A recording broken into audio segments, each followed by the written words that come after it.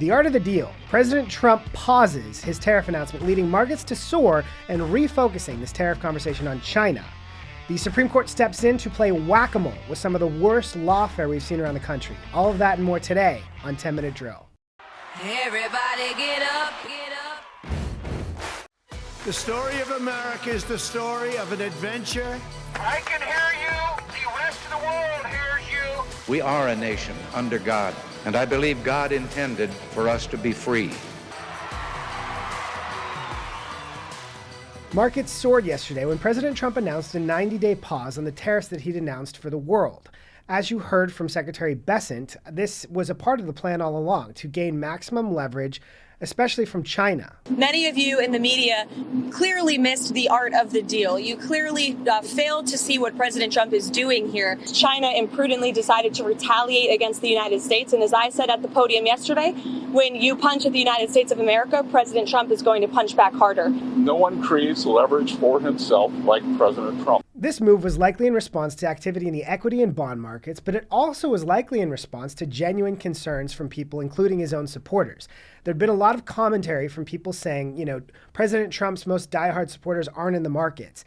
But I don't think that's accurate. I think President Trump supporters are in the markets. President Trump supporters are invested in crypto. President Trump supporters care about their 401ks just like anybody else. And I think that even though those investments are all generally long investments, they're long-term things that you watch, there had been a lot of concern. I know somebody who made the mistake of checking their 401k in the last week and saw that in about a 5-day period, they'd lost about $6,000, which is terrifying when you spent years trying to build that up so you can one day retire, enjoy your life after work and things like that. So credit to President Trump for taking this action and slowing things down just so that we could begin making those deals with the rest of the world. But perhaps the most important part of this move is that it recenters this entire conversation on China.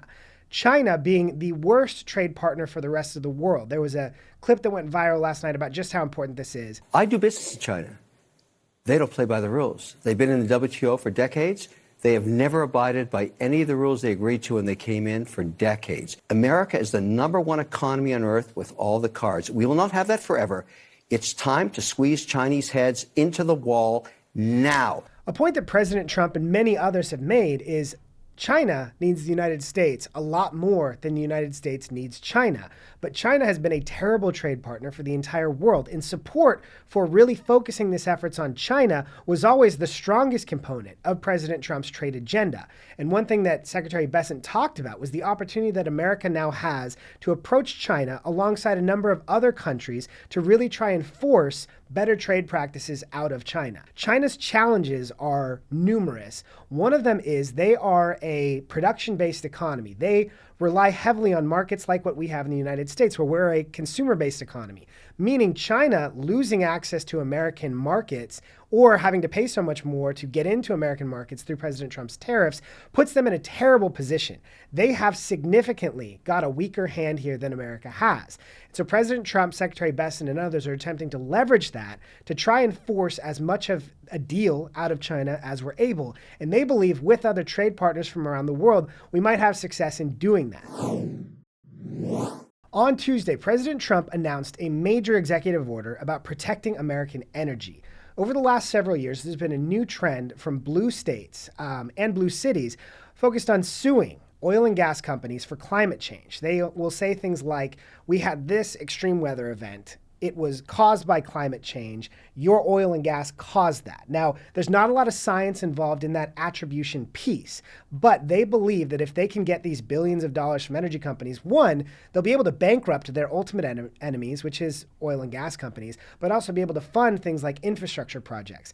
But not only has there been this litigation, there's also legislation in states like New York, Vermont, California. They want to be able to say, we are taking this money from energy companies as a cost for climate change, and they can create super funds that they can then use for a number of different things. For example, California wants oil and gas companies to pay for the Los Angeles wildfires, arguing that they contributed to climate change, which led to the wildfires, even though we know the wildfires were largely caused by human error and lots of mistakes along the way, leading, kindling and things in the path in a wildfire alley area.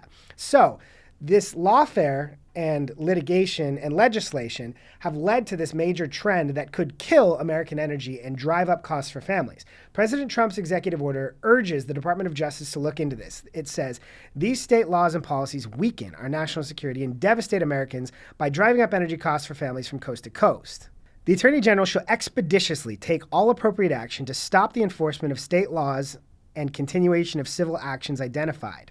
This is an incredibly important move because if these blue states are successful, they will drive up the costs of everything we need, from gas to fuel your car, to energy to heat your home, to electricity to power your home, because so much of that electricity is fueled by fossil fuels. This move would be catastrophic. So President Trump is trying to do what he can through executive authority, but he's also hoping Congress will step in and clarify some of these rules that make it so easy for these blue states to try and, in sort of a communist style, extract this money from oil and gas companies. So we'll watch and see where this one goes. By now, you've likely heard of the trend of federal judges in different district courts around the country filing federal injunctions to stop President Trump's actions on a number of different issues. Federal judges, district judges across America, as you know, have been hitting the Trump administration. So far, 17 injunctions. Those are all tied to some of the 174 lawsuits filed against the president's agenda. Now the Supreme Court is stepping in to play lawfare whack-a-mole on a number of the most important issues that President Trump has been stopped in these district courts on. Those three issues include: one, deportations. There was a ruling that tried to stop President Trump from deporting illegal immigrants using the Alien Enemies Act. The Supreme Court didn't get into the deep merits of that, but most importantly, they did argue against or rule against forum shopping, which has allowed up to this point activist groups to pick and choose which courts and which judges they take cases to based on which ones they believe will give them the best ruling. The Supreme Court is allowing these deportations to continue, but also saying you cannot do that forum shopping, which is a huge problem manipulating our justice system. The second issue that the Supreme Court ruled on was President Trump's ability to fire federal employees. He's able to continue with those layoffs of those probationary employees. This is seen as a pretty important move because it allows President Trump to continue to shape the executive branch and continue carrying out his efforts to cut fraud, waste, and abuse. The third part of this is the Supreme Court ruled that President Trump is allowed to pause or stop grants from the Department of Education supporting DEI around the country. This was an issue that President Trump ran on, talked about extensively, that we need to get politics out of education. And the Biden Department of Education had spent billions of dollars promoting DEI around the country. The group Parents Defending Education identified $1 billion in federal grants from the Department of Education promoting the incredibly divisive DEI agenda in districts around the country. President Trump now has the ability to stop and freeze those. On Tuesday, we talked about the left's messaging that Republicans are only out trying to help oligarchs or trying to help billionaires. Well, two groups are exposing the left's dark money billionaires, including foreign billionaires, who they're heavily relying on to push their agenda, particularly in states. Americans for Public Trust and Honest Elections Project are the two groups leading a national fight to get foreign dark money out of state-level politics. As National Review reported, one of the first successes these two groups had was in Ohio in 2024 on something called Issue 1, where they led the fight against the influence of Swiss billionaire Hans-Jörg Wyss, who through the Arabella Advisors Network has funded ballot initiatives in Ohio, but also in a number of states around the country, trying to shape American public policy. The left has railed for years against foreign influence, foreign oligarchs, and it turns out so much of their political agenda has been funded and promoted by a foreign billionaire. The fight in Ohio is successful, and now 15 states have bills in process to try and ban this type of foreign influence. So we'll continue to watch what Americans for Public Trust and Honest Elections Project do in this really, really important effort. That is all the time we have for today. Thank you so much for joining 10 Minute Drill. Please like, subscribe, leave us a review, tell your friends. Have a great day.